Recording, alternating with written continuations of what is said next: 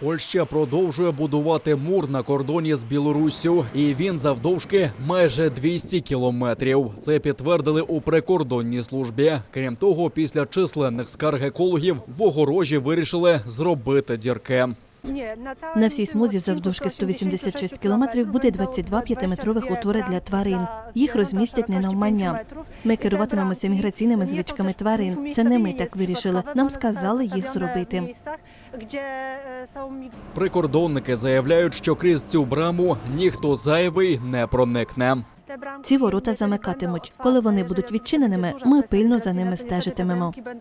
Нагадаю, минулого року тисячі мігрантів з Африки та Близького Сходу намагалися перетнути кордон Білорусі з Польщею, щоб потрапити до Євросоюзу. Тоді Польща, Україна та країни Балтії заявили, що білоруський режим створює штучну міграційну кризу під керівництвом Росії. Польський парламент схвалив будівництво стіни у жовтні. Як очікується, на це піде $400 мільйонів.